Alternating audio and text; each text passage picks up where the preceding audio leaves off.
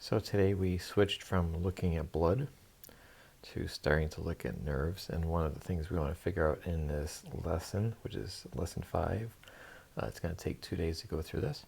So we want to find out what nerves do and why they are in different parts of the body.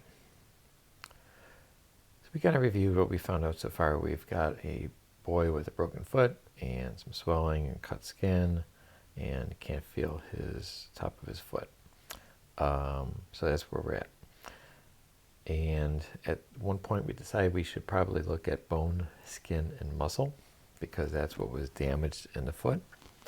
And we started looking at blood first. We looked at x-rays and MRIs.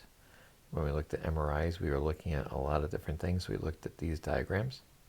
So we're looking at skin, we're looking at muscle, we're looking at bone. And we noticed that we had found blood vessels in all three and nerves in all three. We've already looked at blood vessels. We looked at the 4 types of blood components. So RBCs, which carry oxygen, white blood cells, which fight infection, platelets, which stop the bleeding, and the plasma, which carries all the other 3 through the blood vessels in the body to get things elsewhere. And so we looked at these diagrams and we're trying to figure out why there'd be blood vessels everywhere. So remember, all these things need oxygen to survive. So that's why we have blood vessels going through there. If one of these things had an infection, we need the white blood cells to get there. And if any damage had taken place, we might need some platelets to stop the bleeding at any of these locations. When we looked at the blood system, so on the left is a diagram of the major blood vessels in the body, not every blood vessel, but just the major ones. So we've got the heart in the center there. We've got the carotid arteries, which go up to your brain. We've got blood vessels going off to each arm. We've got blood vessels going to your lungs, to your kidneys, down each leg. And so the heart is the major organ pumping the blood around. And we look at the nervous system over here. So it looks like a skeleton, but it's not. We have the brain up here. So the brain's connected to the whole nervous system. So these are all the nerves branching off, going down the legs, going down the arms. So we can see that in both the blood system, the circulatory system on the left, and the nervous system. They are going throughout the whole body. We look back at our initial models for each class, and we're trying to see if we'd mentioned anything about nerves in our initial models. And we found that 3 of the 4 classes had mentioned something about nerves. Not a lot, but at least mentioned a question or an idea that nerves might take a part in healing. We then switched to kind of talking, how do we find out about blood in our class? So we remember that we looked at some slides. We looked at some pictures that were done with a camera hooked up to a microscope. And we also read an article and highlighted stuff in the article. And we found out there were 4 parts of blood, which we've talked about: the platelets, the red blood cells, the white blood cells, and the plasma, and what each one does. And just looking at the bottom question here, so what could we do to help us find out about nerves? And most people kind of guessed correctly that we could look at some pictures, we could look at microscopes, and we could read about nerves. And that's what we started to do today. We started looking at some pictures of nerves. But before we did that, we went around the tables and tried to get people to think about what they might know about nerves. So a lot of people were talking about we use the nerves to help us feel things, helps us sense things in our world, feel pain so we don't get more injured, and we start looking at wounds. We thought there was a connection between the brain and the rest of the body, and that the nerves were the connecting things that hooked up the brain to the rest of the body.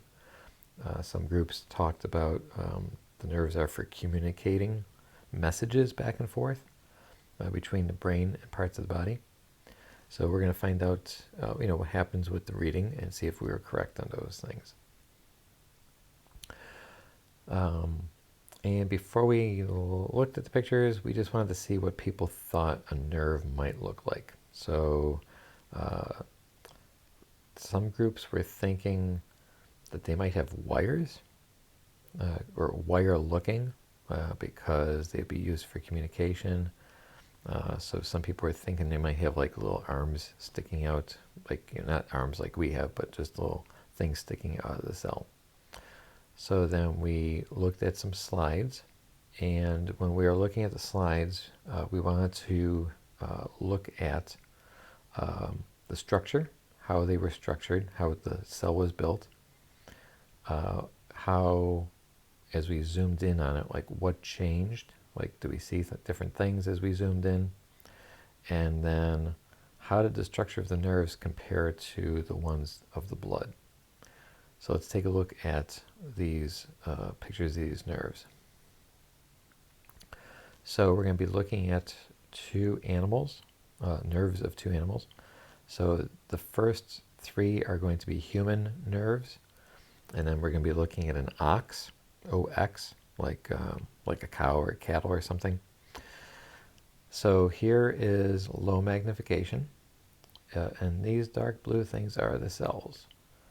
So you can tell already they don't look like blood cells because the blood cells were just the round shapes, whether they're white blood cells or red blood cells. So these got like these arms. One person described them as looking star-like, like a star with the points sticking out. Some people compare them to like spider webs or spiders, like with the legs sticking out. So this is low power.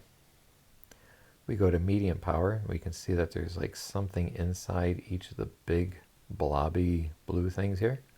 Again, we can kind of see these arms kind of reaching out, and we saw these blue dots, which were, I went back to the first picture here. So you can see these little blue dots. We go in, we see more of those. And then going to high power, definitely seeing these blue dots. We don't know what they are. We just know that this is the nerve cell right here, and then we got these arms reaching off of it.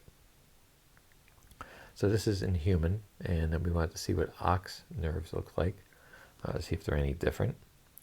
So they are purple. Whether they're stained that way or they are, I'm not sure. But again, we see this blobby looking center with these like arms reaching out. So this is low power here. Can we get some purple dots, like kind of compares to the blue dots in the other one. Here is medium power, kind of looking about the same size as the human ones. So here's the big blob in the center, and then the arms reaching out with a thing in the center of each one of those. And then really zooming in on one of them. So there's a big part that's inside the part of the cell, and it looks like one of the arms reaching off over here. So very different than blood. I'm just kind of scanning through these again so you can see them. Very different than blood cells. Blood cells were just round or spheres. So very different looking. And we kind of ended with, well, it's kind of strange because we want these things to talk to each other or communicate. So it was kind of interesting that we saw like these arms reaching out, almost like if you wanted to pass a piece of paper from one person to another, you'd kind of reach out so you could send the message along to the next one. So that's interesting how the structure might be working on its function. So, the red blood cell had to be able to fold up so it could get through these blood vessels. And now we're seeing a nerve cell have these arms to pass on messages. So that's what we did today. And there was no work to do.